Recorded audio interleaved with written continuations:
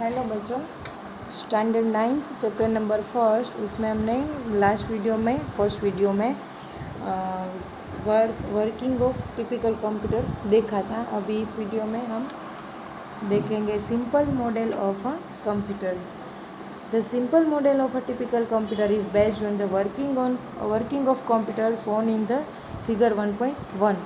As we have discussed, instructions are needed to make computers perform some actions.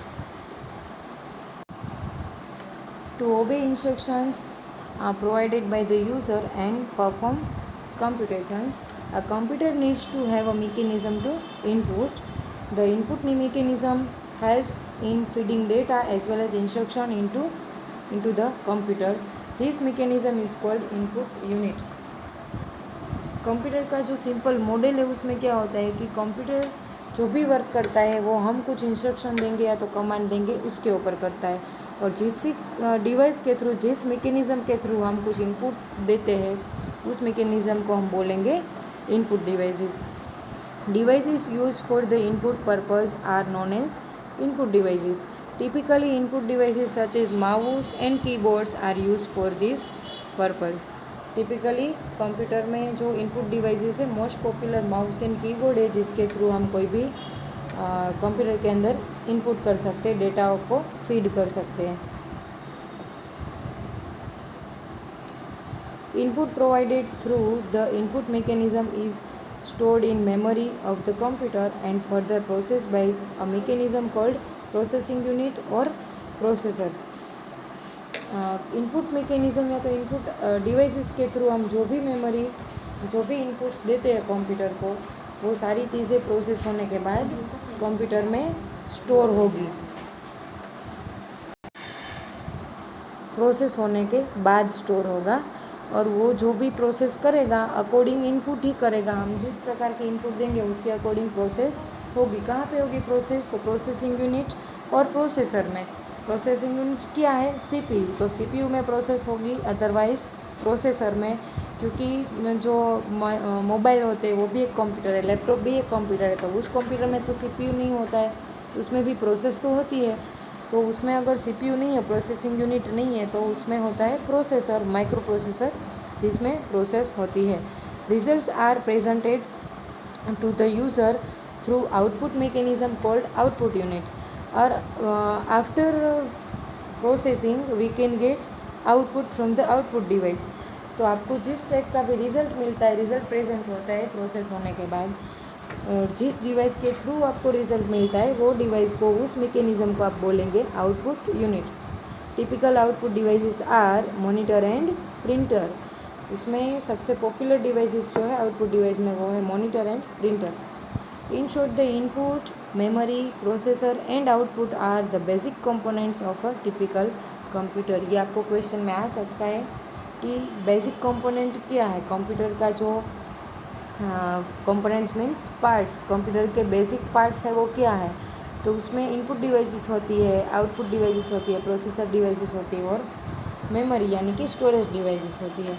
और उसके बारे में हम यहाँ अभी डिटेल में पढ़ेंगे. सो फर्स्ट है इनपुट यूनिट. इनपुट डिवाइसेस के बारे में आप लोगों को ऑलरेडी पता है. और पहले तो इनपुट डिवाइस क्या प्रोवाइड करती है, तो वो एक ऐसी फैसिलिटी प्रोवाइड करती है कि जिसके थ्रू हम कोई भी डेटा, कोई भी इंस्ट्रक्शन, कोई भी कमांड कंप्यूटर के अंदर एंटर कर सकते हैं. And input mechanism supports many devices such as keyboard, mouse, joystick, barcode reader, USB यानी कि universal serial bus, hard disk and CDs means compact disc. तो ये सारी इनपुट डिवाइसेस है कि जिसके थ्रू आप कंप्यूटर में कोई भी डेटा को इन कर सकते हो. और ये जो हार्ड डिस्क, सीडीज़ वो दिया है वो इनपुट डिवाइस नहीं है, वो स्टोरेज डिवाइस है. बट उसको आप इनपुट मैकेनिज़्म बोल सकते हो कि जिस मैकेनिज़्म को आप कंप्यूटर में इंसर्ट कर सकते हो. Different input devices take data in different forms and send it to the computer memory. अलग अलग इनपुट डिवाइसेस अलग अलग डेटा में, अलग अलग फॉर्म में, डिफरेंट फॉर्म में कंप्यूटर मेमोरी में डेटा सेंड होता है. लाइक माइक्रोफोन है तो वो क्या डेटा सेंड करता है, वॉइस डेटा को सेंड करेगा. और कीबोर्ड है तो वो टाइपिंग करेगा. वैसे अलग अलग टाइप की इनपुट डिवाइसेस के वर्क भी, उसके फंक्शंस भी डिफरेंट होते हैं. For example, use of the keyboard to enter data in instruction is very much similar to the use of a typewriter. इसमें एक एग्जांपल दिया है कि टाइपराइटर की जैसे आप कीबोर्ड का यूज़ कर सकते हो टाइपिंग के लिए, सेम टू सेम ही दोनों का वर्क होता है. Another way to input data is reading through barcode reader. दूसरा एक तरीका है इनपुट डिवाइस बारकोड रीडर का कि जिसके थ्रू आप डेटा को रीड कर सकते हो. Barcode reader is normally seen at super store. आप लोगों को पता है कि आप जब ये देखा होगा, ये आप लोगों ने बारकोड रीडर कि शॉपिंग मॉल में जाते हो तो जब बिल आप लोगों को बनाना है तब पेमेंट करने के लिए जहाँ पे जाते हो, जहाँ वहाँ पे जो बिल मेकर होते हैं वो बिल बनाते हैं. कैसे बनाते हैं, तो उसके हाथ में ऐसे कुछ डिवाइस होती है जिसके थ्रू आपकी जो भी थिंग्स आप लोगों ने परचेज़ की है वो सारी थिंग्स के ऊपर जो बारकोड रीडर होते हैं उसके ऊपर ऐसे ऊपर नॉर्मली मूव करेंगे, ड्रैग करेंगे, तो उसमें जो भी डेटा होता है बारकोड रीडर में वो रीड करता है. बारकोड में जो भी डेटा होता है वो बारकोड रीडर है वो रीड करेगा और कंप्यूटर के अंदर इन करता है. Remember when you purchase a pack of biscuits, the shopkeepers use a small device and presses a button on the device. With sound of a beep, the barcode printed on a tag of the biscuit pack is read and copied to the computer in order to generate bill. Bill generate करने के लिए barcode reader है वो generally use होता है. Mouse is also use to input data into computer. Mouse जो है वो भी एक इनपुट डिवाइस है, कंप्यूटर के अंदर डेटा इन करने के लिए यूज़ होता है वो. दूसरा, माउस सिलेक्ट करने के लिए यूज़ होता है, कोई भी चीज़ को ओपन करने के लिए यूज़ होता है. और माउस को आप पॉइंटिंग डिवाइस भी बोल सकते हो and point and draw device भी बोल सकते हो, बिकॉज माउस के थ्रू आप कोई भी आइकॉन्स या तो वॉटेवर किसी के भी ऊपर क्लिक करना है तो उसके थ्रू आप कर सकते हो. उसके बाद है memory and control unit. Memory unit, यहाँ पे आप हमें कुछ रीड करने की ज़रूरत नहीं है, मैं आपको एक्सप्लेन कर देती हूँ. आप अपने घर पे ये पैराग्राफ रीड कर लेना, इस पैराग्राफ में क्या है. तो मेमोरी डिवाइस जो है ऑल्सो कॉल्ड स्टोरेज डिवाइस, और स्टोरेज डिवाइस जो है उसके 2 टाइप्स के होते हैं storage part.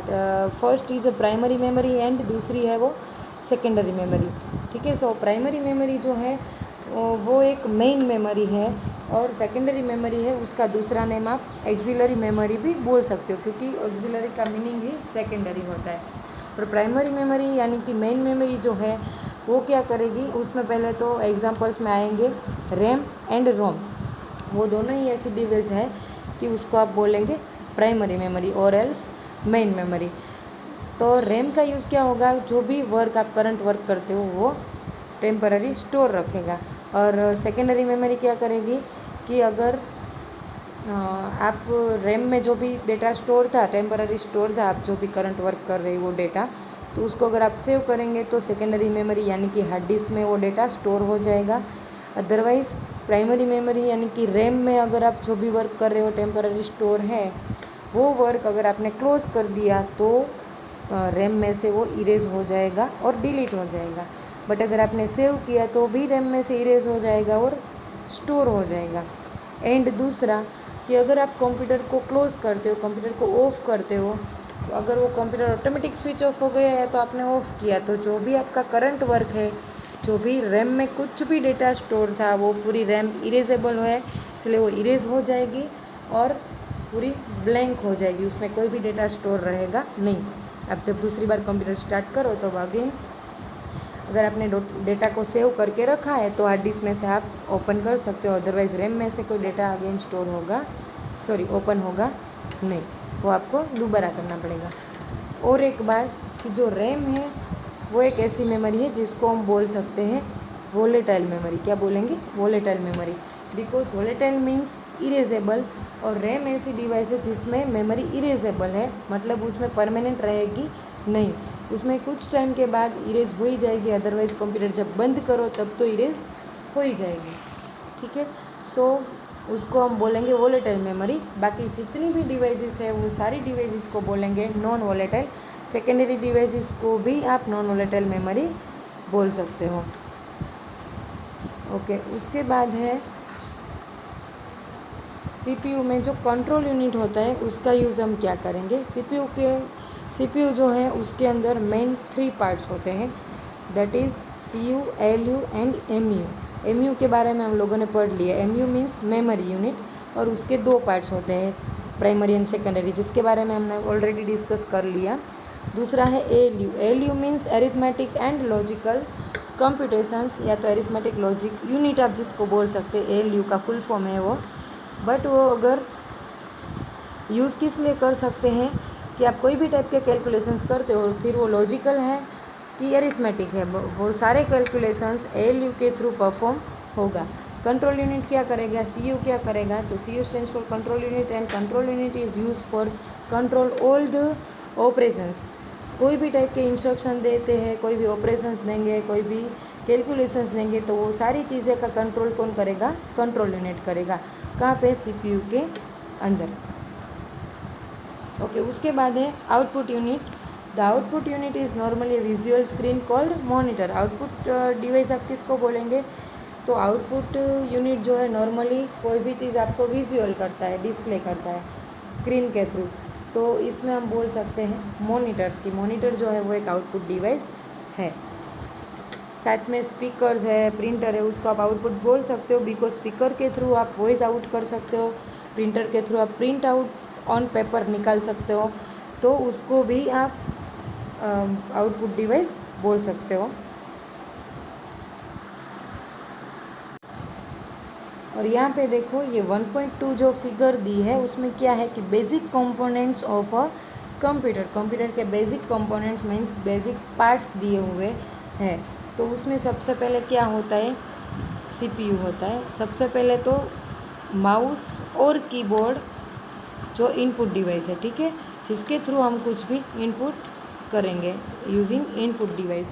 And input device के अकॉर्डिंग सीपीयू में जो भी प्रोसेस होगी वो इनपुट के अकॉर्डिंग ही होगी, कि हमने क्या इनपुट दिया है उसके अकॉर्डिंग प्रोसेस होगी, और उसके अकॉर्डिंग पता चलेगा सीपीयू में कि एलयू में करना है, कंट्रोल यूनिट है वो सोचेगा, वो करेगा वर्क कि उसको कहाँ पे भेजना है, एलयू में भेजना है, प्राइमरी मेमोरी में सेव करना है, उसको यूज़र ने सेव किया तो सेकेंडरी में भेजना है, अगर क्लोज किया तो डिलीट करना है, वो सब कुछ कंट्रोल यूनिट है वो कंट्रोल करेगा। And then after the all the type of processing we can get output and using output unit और output device के थ्रू हम output ले सकते हैं। उसके बाद ये जो input output and processing mechanisms are discussed in detail in later chapter।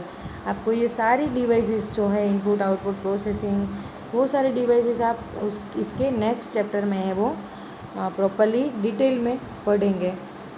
इसके बाद है characteristics and advantages of a computer, वो हम नेक्स्ट लेक्चर में करेंगे। आज की वीडियो में इतना काफ़ी है। ओके, थैंक यू बच्चों।